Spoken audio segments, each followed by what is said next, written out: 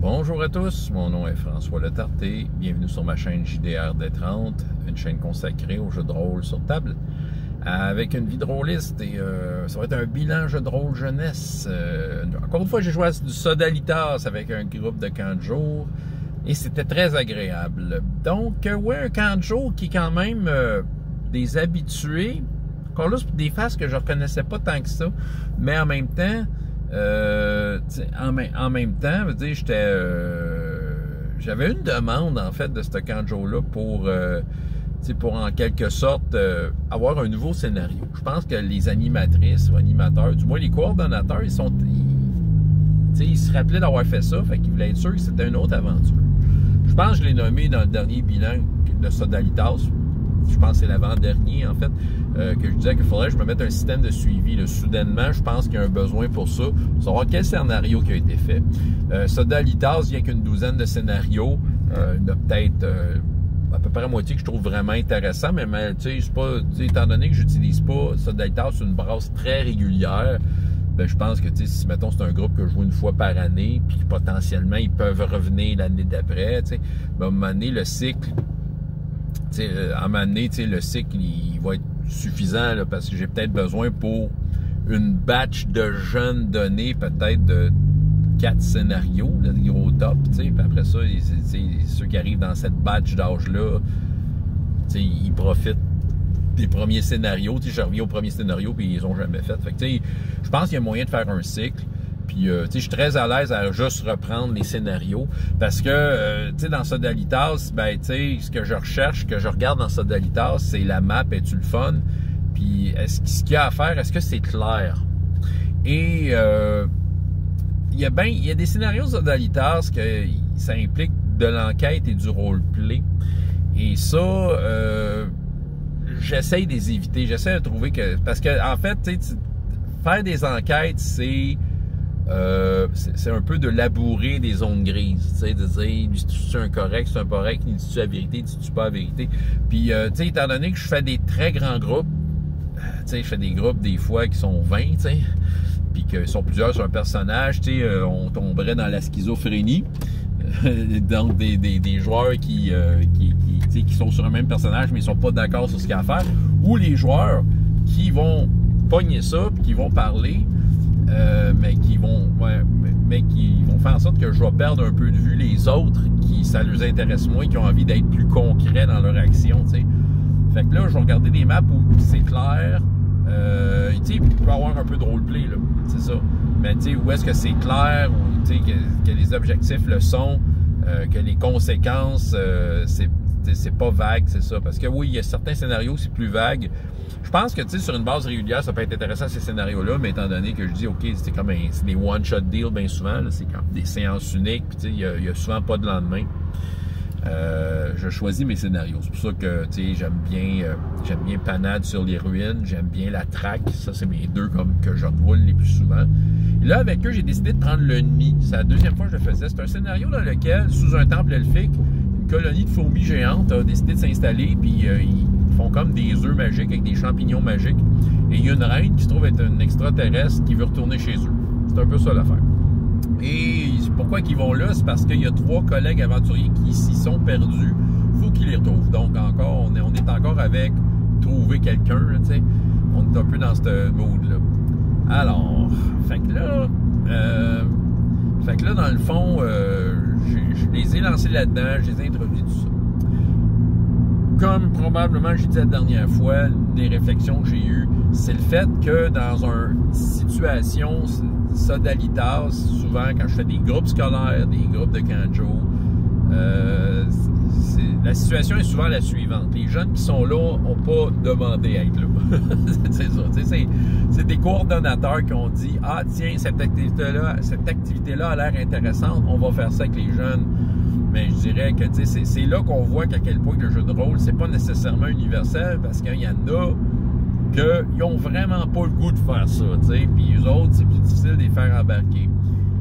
Puis, tu vois, là, je viens d'avoir un flash, peut-être la répartition des équipes pourrait aider encore là. Je veux pas emmerder les gens à avoir du monde plus participatif, mais à check du monde qui le sont moins, mais qui sont pas nécessairement des amis, parce que ce que je remarque, c'est souvent dans des groupes de même. Ceux qui ont vraiment le goût de participer vont se mettre ensemble. Ceux qui n'ont pas trop le goût de participer vont se mettre ensemble, comme on dirait pour se protéger eux-mêmes du méchant animateur qui va leur faire subir une activité. Je l'ai senti un peu avec un groupe, mais tu sais, je dirais, en tant que tel, ça a quand même été une belle game. Il a fallu que, tu sais, je les shake un peu, là. Tu sais, disais, hey, ton personnage, fait quoi? Puis tu sais, des yeux de poisson puis des épaules, là. J'ai dit, ah, les épaules, c'était une mauvaise idée, là. Ouais, quand t'es un aventurier, il faut que tu t'asses les idées. Mais écoute, j'ai réussi à les accrocher avec ça. Fait que, tu sais, même les moins participatifs, comme la dernière fois, écoute, j'ai réussi à embarquer. C'est peut-être aussi l'expérience Sodalitas qui commence à faire son chemin dans mon cas. J'ai peut-être juste plus le tour, tu sais, aussi. Puis c'est ça. Fait que le nid, ça a été très drôle. Il y a eu des moments où il y a des groupes qui voulaient faire la violence pour rien. Écoute, je pense que ça va être un sujet d'une vidéo. Je pense que on dirait que j'ai comme réfléchi à ça. Puis je pense qu'il y a quelque chose sur laquelle j'ai bien de la misère quand je suis meneur de jeu. Ben même le joueur, en fait. C'est les joueurs qui font des trucs sans trop, pour rien, tu sais, qui n'a pas de justification, tu sais, qui font des moves qui a comme, sans avoir de but précis, tu sais, ben, oui, un but précis, mais tu sais, c'est des moves qui sont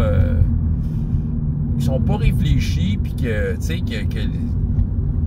qui font sans penser qu'il y a de conséquences, je sais pas trop, tu sais, c'est ça, puis tu sais, je le vois beaucoup avec des jeunes, je le vois avec des adultes, je le vois avec toutes sortes de joueurs, mais ces fameux moves irréfléchis-là, que souvent, c'est dans des combats que ça arrive, parce que le monde va juste taper pour taper. Bon.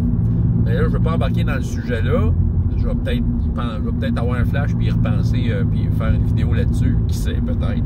Mais il y avait un peu de ça. Puis, ce que je faisais, c'est que j'essayais de remettre en contexte, en leur disant, ouais, tu peux l'attaquer. Je vais te rappeler une chose. Entre autres, les fourmis, la plupart du temps, là, quand ils voulaient attaquer de même, là, comme des débiles, oui, il y a des fourmis qui bloquaient des passages. Et oui, c'est des fourmis qui, si elles étaient provoquées, ils allaient attaquer. Mais là, je disais, là, jusqu'à date, il y a des fourmis, ils ne vont pas attaquer, ils font juste comme bloquer des accès, puis l'affaire la plus débile qu'ils ont faite contre vous autres, en même temps, c'est même pas contre vous autres, c'est de vous parler dans votre dos parce qu'ils se parlent avec leurs antennes puis vous les comprenez pas. Fait que c'est ça, je leur ai dit, en tant que tel, ils n'ont rien fait. Fait que c'est sûr que là, ils redirigeaient un peu leur tir. Moi, mon but, c'est pas de leur briser leur fun puis les empêcher d'être violents inutilement. Mais en même temps, tu sais, quand je sens une utilité arriver, c'est plus fort que moi, mais je mets sur la table l'évidence. Puis dire, maintenant que t'as ces données-là, là, un joueur informé est un joueur qui agit, là. T'as ces données-là, ben, OK. Qu'est-ce que tu fais? Parce que, tu sais, on s'entend, tu vas taper sur quelqu'un que t'as rien fait, tu sais. Fait que c'est ça. Il y a eu un peu de ça. Il y a eu quand même des bonnes idées, tu sais. Puis c'est ça qui est drôle, parce qu'il y a des conséquences, parce que la reine fourmi, ils l'ont trouvé, tu sais. Puis ils ont trouvé aussi les autres aventuriers qui étaient perdus, qui leur donnaient des cadeaux. Fait que les autres étaient contents, il y avait plein de cadeaux. Puis, tu sais, ils ont réussi à l'avoir par la bouffe. Là. Il y a un cuisinier dans le groupe là, qui a fait de quoi que la reine a aimé, mais sauf qu'avant ça, il y a eu des conséquences parce que oui, il y a 2-3 joueurs qui sont arrivés qui ont fait de quoi, qui ont plu à la reine tellement qu'elle voulait les garder pour elle et l'amener sur sa planète. Fait que là, ils s'en venaient comme pseudo-esclaves prisonniers. Puis, c'est grandement en partie parce qu'ils ne pouvaient pas communiquer vraiment avec elle. Ils sentaient que la reine des fourmis, elle les aimait, mais elle comprenait pas trop. C'est comme si, pour elle, de la façon que je l'interprétais, ben, les personnages, tu sais, il y a la femme chat qui avait donné un miroir, il y en a un autre qui s'est mis à jongler, un jongleur dans la gang, puis un autre qui a donné un champignon qu'il a cueilli quelque part ailleurs dans la caverne. Fait que c'était 3 personnages qui étaient pseudo-prisonniers, disaient, OK, ben là, il y a une colonie de fourmis qui vous entoure et semble bien vous aimer, mais c'est ça. Là, eux autres ne savaient pas trop comment sortir de la situation, et c'est le cuisinier qui est venu lui offrir de quoi, et lui, il a la capacité de parler aux animaux, c'est un de ses pouvoirs. Il dit, ben, tu peux t'essayer, puis il dit, oui, j'ai accepté. Fait que là, il a pu parler à la reine et expliquer la situation et comprendre ce qui se passait. Fait qu'il a pu libérer ses amis. Fait que là, vers la fin, je leur ai dit, écoutez, probablement, le problème majeur du scénario que vous venez de vivre, c'était la communication. C'est ça, tu sais, quand vous rencontriez des fourmis, vous ne pouviez pas communiquer avec. Ça vous prenait un moyen de communication. Fait que c'est ça. Je trouvais intéressant, ça, l'enjeu, la communication. Tu communication qui cause des problèmes. Tu sais, on se comprend pas.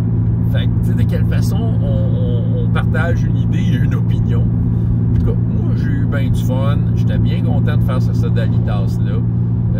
Encore une fois, un excellent jeu dans les circonstances. Ça fonctionne vraiment pour vrai. Vous voulez faire jouer un grand groupe dans des scénarios vraiment pas trop longs? Écoute, Sodalitas, ça le fait.